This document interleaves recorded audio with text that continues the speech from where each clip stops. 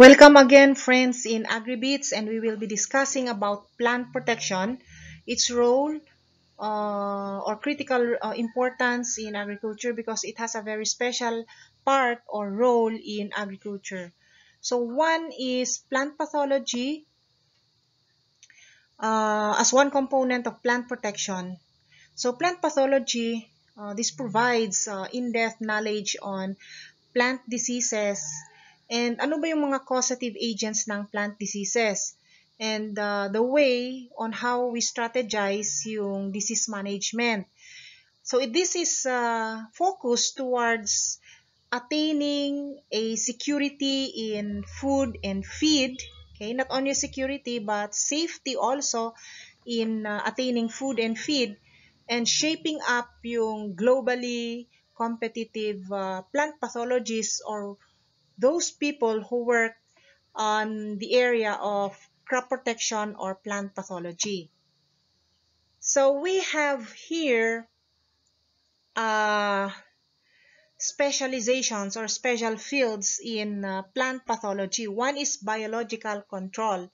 So in biological control, ang isang plant pathologist who specializes in biological control should know the nature and the mechanisms and interaction that is involved in the biological control of plant pathogens, okay, o yung mga pathogens that cause diseases.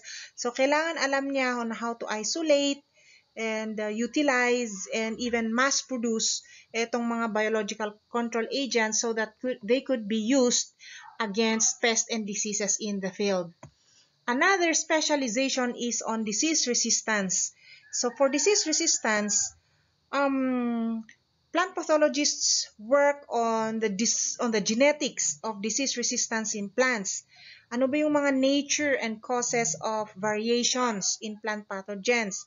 Para sa ganun po ay magamit ito for breeding for disease resistance and yung paggamit ng mga resistant genes that are present or within the plant. Another is fungal physiology and genetics as one specialization in plant pathology. So itong fungal physiology and diseases, ito yung mga parang ano ito sa biological control. Okay, so ano ba yung mga physiology of some certain fungi or beneficial fungi that can be used against some pests or pathogens in the field. So inaaral din yung physiology and genetics of particular fungal or fungi, these beneficial fungi as biological control agents. Then another is molecular plant pathology. Ito ay isang special field in plant pathology wherein yung molecular mechanisms between the plant and pathogen interactions and application of molecular diagnostics and even markers in plant pathology ay pinag-aaralan.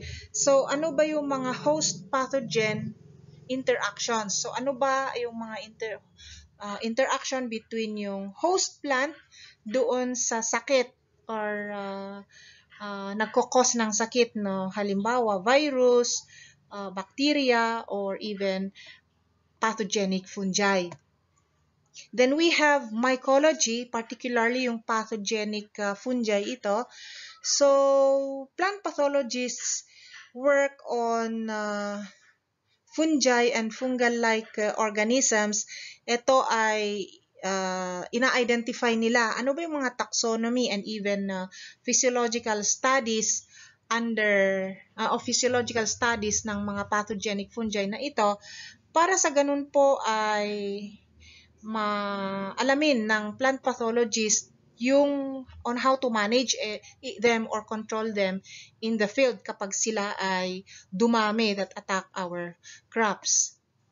Another is phytobacteriology. Ito naman ay it is a science that works or deals on the nature and biology of plant bacterial pathogens. So, ano ba yung mga classifications nila, including yung mga life cycles, ito inaaral din. Para sa ganun, ay alam din ng plant pathologist on how to control them. Pag nalaman ng plant pathologist ano ba yung nature nila, yung life cycle nila, ano ba yung mga physiological responses ng tanim natin to infection, okay? Yung sa ecology, para alam ng plant pathologist also on how to manage and control them once they infect our crops in the field. Another one also is phytonematology. So this is also again a science na ang inaaral dito ay yung mga nematodes. So nematodes are still considered as pathogens because they incite diseases. They incite infections. So they cause diseases also in our crops. So yung mga research under this emphasize on nematode density, yung plant yield relationships, even yung host-parasite relations, yung cytology, physiology, okay, everything, systematics, and even management. One important aspect in plant pathological studies is yung management on management or in how to control these pathogens. And plant disease epidemiology, this is also a special field in plant pathology. So this deals with the quantitative aspects ng plant disease epidemiology. So ang isang plant pathologist who specializes dito ay alam niya kung paano mag-model, okay, mag-simulate. So there are system simulation, yung mga coupling models, paano niya ma-quantify yung yield losses and multiple disease effects sa ating mga crops. So, sinasimulate nila yung pwede nilang ma-predict yung possible na epidemics in the field para sa ganun ay alam ng farmer kung paano niya i-escape yung possible na attack ng mga pests and diseases. Another is plant virology. So this deals with plant viruses. So this studies plant viruses and diseases that they cause. Ano ba yung mga principles and techniques of virus detection and disease diagnosis? So, a plant pathology should understand and study ano yung mga possible control and management of plant virus diseases also. And another is post-harvest pathology. So, marami-rami itong special fields. So, post-harvest pathology, this deals with the nature at saka yung pathogenesis. Ang pathogenesis, ang ibig sabihin nito yung kung paano na-develop ang isang disease sa mga post-harvest crops natin, yung mga harvest natin. So, they also study kung paano i-control these diseases of crops after harvest.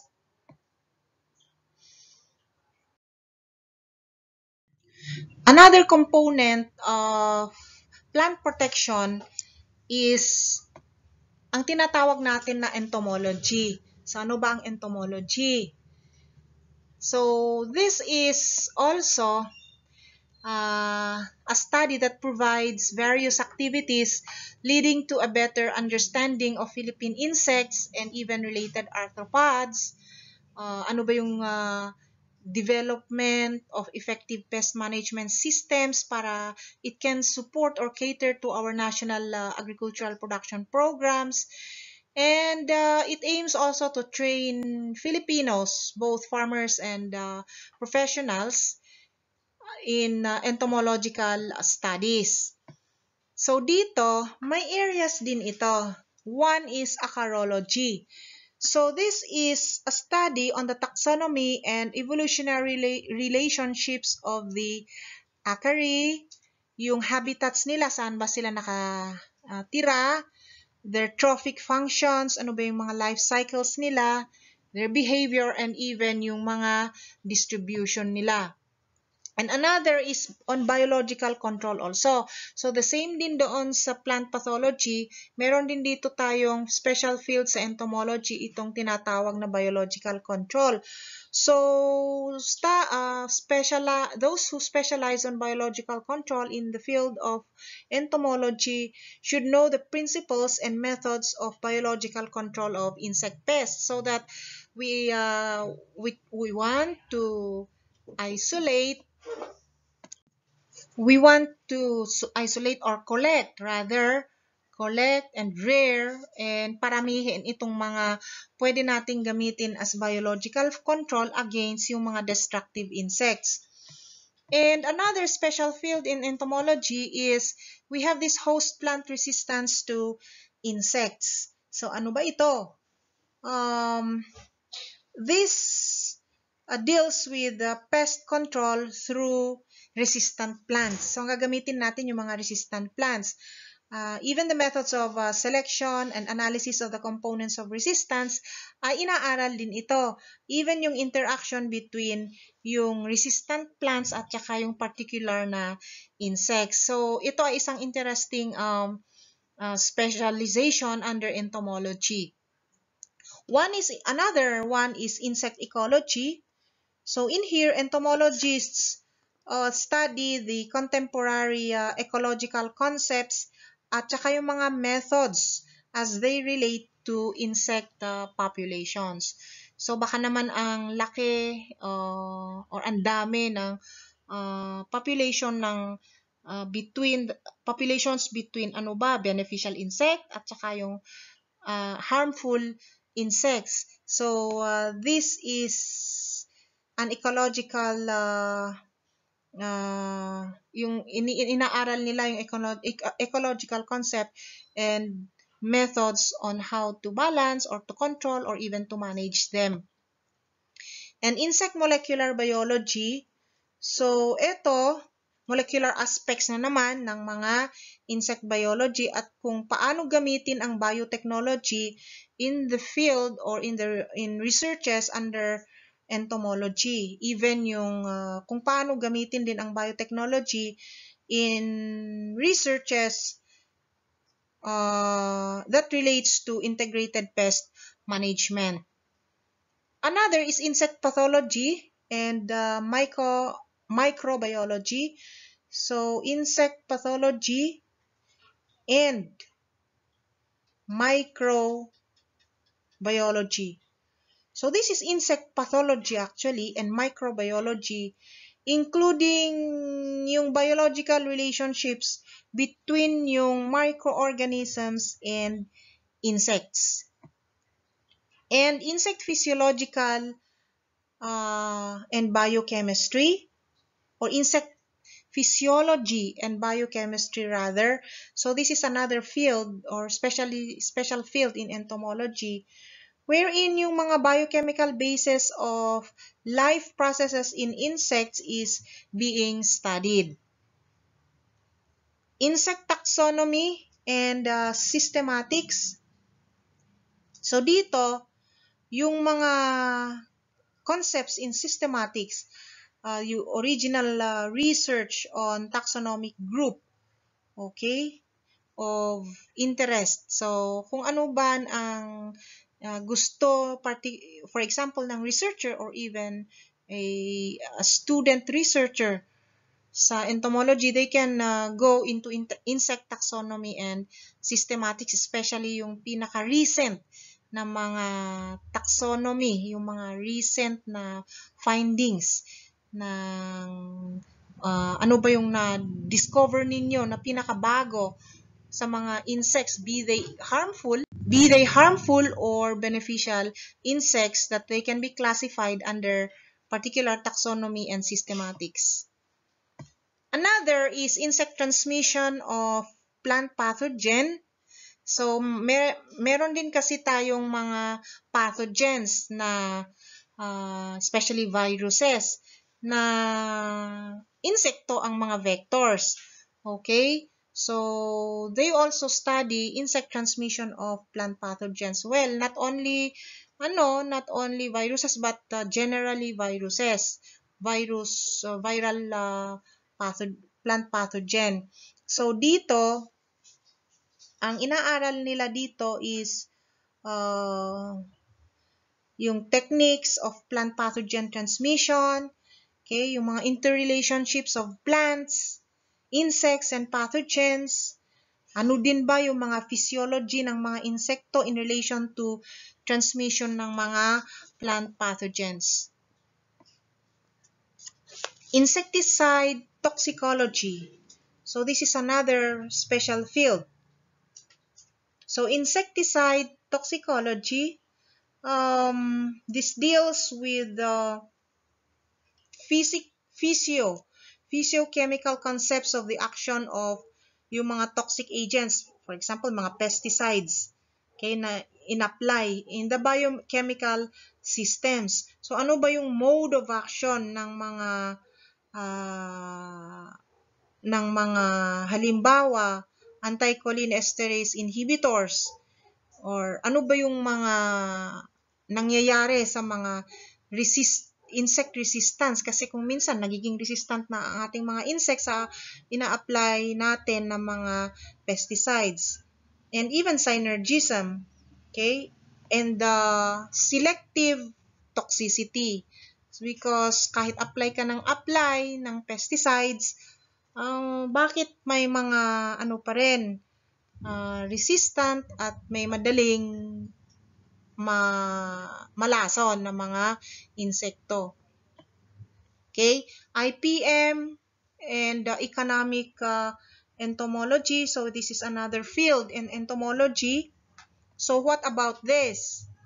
So this is a field that studies the bionomics and control of the major agricultural insect and pests of crop plants. This includes also the mites. Okay. Then medical and veterinary entomology. So in here, kaya pwedeng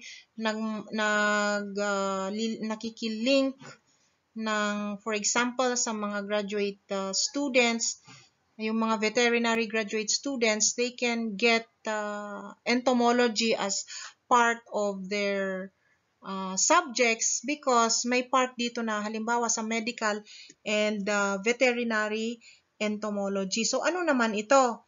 Okay, so this still deals with bionomics, identification and control of the major arthropods that affect both man and especially domestic animals, kaya veterinary entomology. So ano ba yung mga insekto? Marami ding insekto ang ating mga animals, especially yung mga ticks, yung mga maraming parasites sa katawan ng or that can affect yung mga animals natin. Okay, even nematodes or even worms inside their systems. Okay, so pesticide chemistry is still another field in entomology. So what are the chemical and physical properties? Okay, paano yung mga formulations ng ating mga pesticides? Ano ba yung mga biological effects nila? Okay, even yung behavior ng insects, kasi may mga systemic, may mga tinatawag nilang systemic, contact, okay, mga ganon. So yun yung mga behavioral systems ng ating insecticides. Even the physiochemical concepts of the action of toxic agents in biochemical systems. Insecticide resistance, kasi kung minsan nangyayari yung insecticide resistance nga. And even selective toxicity again. Okay, and even their fate in the environment after we apply them. Ano ba yung ecological significance nila? And how about yung mga legislations that are being implemented, okay, or followed, okay, after these products are released and pag ginamit na ng mga farmers sa ating crops. Okay, so ito yung mga fields, special fields na pwedeng aralin natin under entomology. So these are very critical also na studies in plant protection, okay, and their roles in the field of agriculture. Okay, one the third component of plant protection is weed science. So, ano itong weed science? Okay, this is the study of weeds, of course. Ito yung mga tinatawag nating weeds are unwanted plants at a particular place and time. Paano sila i-manage? Even though ang weed is an integral component of the pest complex, kasi kahit saan man dyan, saan ka nagtatanim, meron at meron pa ring weed. Pero paano ba sila, inaaral din sila sa agriculture kung paano sila na nagko-contribute sa reduction ng quality and even quantity of yung mga crops that we are producing. So studying weeds is also very important in developing effective and integrated weed management strategies para naman we can, or the farmer can increase his crop productivity. So what are the fields of specialization under weed science? Itong mga ito, biological control of weeds. So meron din. Halimbawa, yung on the control of weeds, meron din mga beneficial fungi and even insects that can be reared, mass reared, and then applied sa mga peste na mga weeds. Okay? Especially mga noxious weeds. Then, herbicide physiology. So, inaaral din sa weed science yung herbicide physiology. Okay? So, how about yung mga ina-apply natin mga herbicides, pamatay sa ating mga damo? And herbicide resistance. Kasi may times na pag continuous ang pag-spray natin, pag-apply natin ng herbicide, may mga species of weeds na nagkakaroon ng resistance. So kahit apply ka ng pamatay sa kanila, hindi sila namamatay because through the years of application, continuous application, nagkakaroon sila ng resistance against herbicides. Then, systematics and taxonomy also. So, the same din sa insects, pag inaral mo, and even mga plant diseases, meron tayong systematics and taxonomy doon. So, kailangan din para at least we know how to control and manage them. Weed biology, kailangan din ito.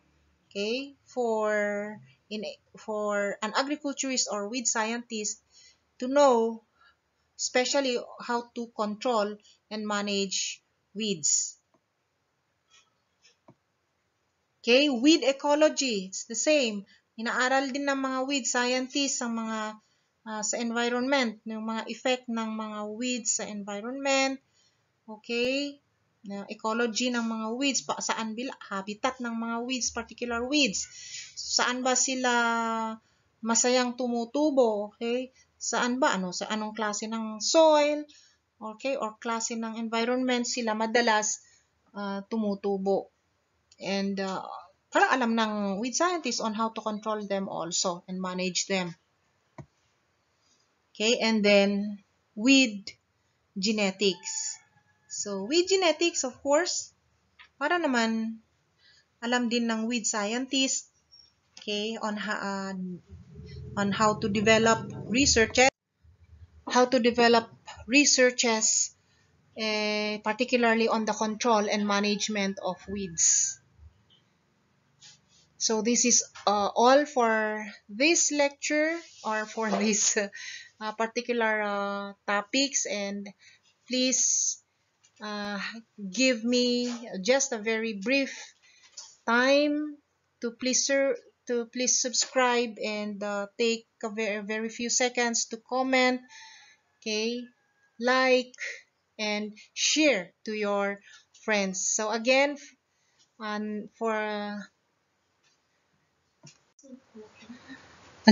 I will see you next video.